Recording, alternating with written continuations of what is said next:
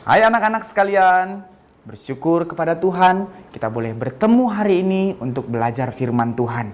Hari ini Bapak mau ajak anak-anak untuk mempelajari dan merenungkan tentang apa itu Alkitab. Alkitab apa sih? Apakah Alkitab hanya sebuah tulisan saja seperti banyak buku di dunia ini?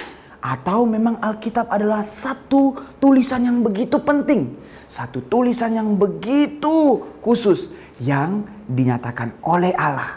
Ya, Alkitab bukan sekedar ditulis oleh manusia, tapi Alkitab adalah suara Tuhan yang dinyatakan kepada manusia melalui hamba-hamba Tuhan, melalui para nabi di dalam perjanjian lama dan melalui para rasul di dalam perjanjian baru.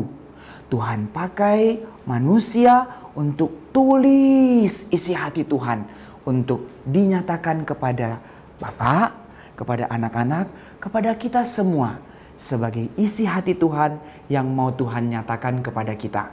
Nah, hari ini Bapak mau baca satu ayat buat anak-anak sekalian. Dengar baik-baik ya. Coba kamu yang punya Alkitab boleh ikut buka sama Bapak. Coba lihat dari Alkitabmu dari 1 Tesalonika 2 ayat yang ke-13. 1 Tesalonika 2 ayat 13. Bapak bacakan buat anak-anak sekalian. Dan karena itulah kami tidak putus-putusnya mengucap syukur juga kepada Allah. Sebab kamu telah menerima firman Allah yang kami beritakan itu. Bukan sebagai perkataan manusia, namun sebagai firman Allah yang bekerja juga di dalam kamu yang percaya. Bukan sebagai perkataan manusia, tapi sebagai pernyataan, sebagai firman Allah yang dinyatakan kepada manusia. Nah, anak-anak sekalian, apa sih Alkitab? Alkitab tadi seperti yang Bapak bilang adalah firman Tuhan.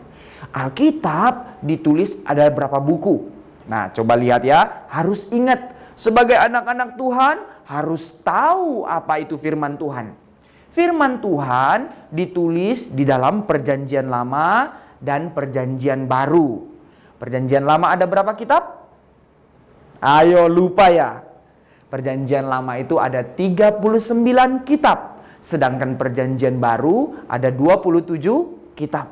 Jadi total semua Alkitab dari Kejadian sampai Wahyu ada 66 kitab. Dan ditulis lebih dari 40 orang penulis yang dipakai oleh Tuhan. Di dalam perjanjian lama dituliskan oleh para nabi, di dalam perjanjian baru dituliskan oleh pengikut Yesus, murid-murid Yesus, para rasul.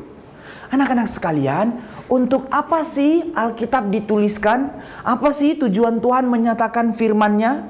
Apa cuman seperti sebuah tulisan Tuhan mau cerita-cerita saja? Apa ini cuman cerita dongeng saja? Bukan. Ini adalah isi hati Tuhan yang mau Tuhan nyatakan supaya kita mengenal siapa Allah yang sesungguhnya. Dengar baik-baik.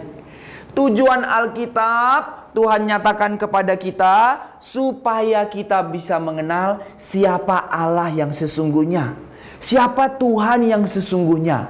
Nah, Bapak cerita sedikit satu pengertian yang kamu harus bisa ngerti. Di dalam dunia, Tuhan menyatakan diri, Tuhan menyatakan dirinya, memperkenalkan dirinya, disebut Tuhan memberi wahyu. Wahyu itu ada dua. Wahyu umum, wahyu khusus. Semua ikut Pak Guru. Wahyu umum, wahyu khusus. Ya, pintar sekali. Nah, wahyu umum itu apa maksudnya, Pak? Wahyu umum itu maksudnya Allah menyatakan diri melalui alam semesta. Allah menyatakan diri melalui hati nurani kita. Waktu kita melihat alam yang begitu besar, alam yang begitu indah, melihat bintang-bintang, melihat matahari, melihat bumi, melihat lautan, melihat hutan, binatang-binatang, semua begitu indah dan tertata rapi. Kalau kita melihat itu semua, kita tahu pasti ada penciptanya, yaitu siapa? Tuhan. Jadi lewat alam semesta, Tuhan menyatakan diri, ada pencipta. Itu yang disebut wahyu umum, yaitu semua manusia tidak bisa tidak harus mengakui bahwa ada Tuhan, karena sudah melihat alam semesta yang begitu indah yang dicipta oleh Tuhan. Tapi wahyu umum itu tidak bisa kasih tahu siapa Tuhan yang sesungguhnya. Wahyu umum tidak bisa menyatakan, memperkenalkan siapa Tuhan yang sejati. Maka perlu wahyu khusus untuk memperkenalkan siapa Tuhan yang sesungguhnya. Maka wahyu khusus itu artinya Tuhan berbicara sendiri. Tuhan menyatakan sendiri. Tuhan memperkenalkan dirinya sendiri. Siapa dia? Sehingga kita mengenal siapa Tuhan. Nah, kenapa sih Tuhan harus capek-capek bicara? Masa kita sendiri tidak bisa datang cari Tuhan? Ayo, anak-anak sekalian, kita bisa nggak cari Tuhan? Manusia bisa nggak ketemu sama Tuhan? Manusia bisa nggak menemukan di mana Tuhan, kapan Tuhan, ngapain saja Tuhan, dan segala macam tentang Tuhan? Nggak bisa. Karena apa? Karena 3 hal. Nah, Pak Stephen Tong mengatakan 3 hal ini kamu ingat ya. Bahwa manusia itu dicipta. Tuhan itu pencipta. Yang dicipta tidak bisa datang kepada penciptanya, selain dari penciptanya yang datang kepada yang dicipta. Yang kedua, kenapa manusia tidak bisa datang sama Tuhan? Manusia yang dicipta itu dicipta terbatas. Tuhan tidak terbatas. Sekarang Bapak tanya, dalam pelajaranmu di sekolah, pernah guru kasih tahu, manusia pernah paling jauh pergi kemana? Ayo. Ya, ada yang bilang, manusia pernah pergi ke bulan. Wah, jauh sekali ya. Naik pesawat, keluar dari atmosfer bumi, lalu terbang sampai ke bulan. Mendarat di sana. Itu sampai bulan. Pak guru tanya, manusia bisa nggak pergi ke matahari? Wah, yang nggak bisa. Gosong, bukan hanya gosong, hangus jadi uap karena matahari begitu panas. Manusia sampai matahari saja tidak bisa, apalagi datang kepada Tuhan yang melampaui matahari, melampaui segala sesuatu, karena Tuhan jauh lebih besar dari alam semesta. Maka tidak mungkin manusia yang terbatas ini bisa datang kepada Tuhan yang tidak terbatas. Maka Tuhan pencipta, Tuhan tidak terbatas. Yang ketiga, manusia yang paling menyedihkan lagi, yang membuat manusia tidak bisa datang sama Tuhan. Manusia itu berdosa. Jadi 3 hal ya, yang membuat manusia tidak mungkin bisa datang kepada Tuhan. Pertama, manusia itu created, dicipta. Yang kedua, manusia itu limited, terbatas. Dan yang ketiga, manusia itu polluted, terkontaminasi, tercemar dosa. Allah itu suci, manusia itu terbatas. Maka tak mungkin manusia yang berdosa bisa datang kepada yang suci. Maka satu-satunya cara supaya manusia bisa mengenal Allah, Allah yang menyatakan diri kepada manusia. Dengan cara apa? Allah datang sendiri mengatakan firman-Nya. Allah datang sendiri melalui Kristus. Maka yang pertama yang kita pelajari, firman Tuhan adalah cara di mana Tuhan memperkenalkan diri kepada umatnya.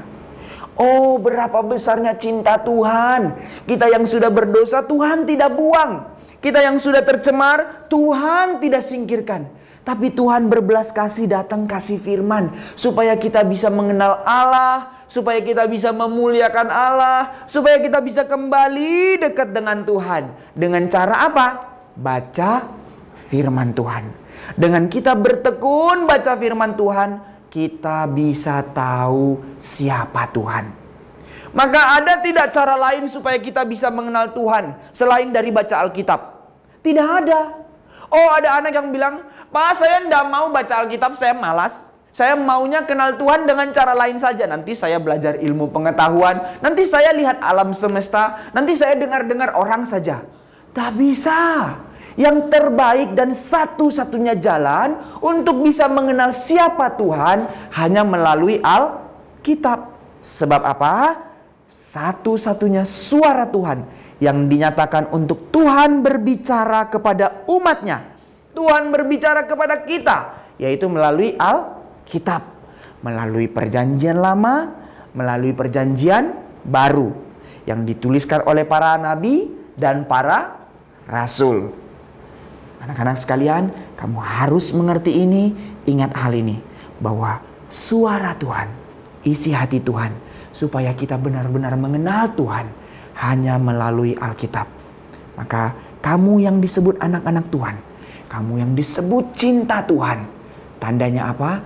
Dengan kamu mau baca Alkitab, baca firman Tuhan, sehingga kita makin cinta Tuhan, dekat dengan Tuhan, dan hidup sesuai dengan firman Tuhan. Tuhan memberkati anak-anak sekalian.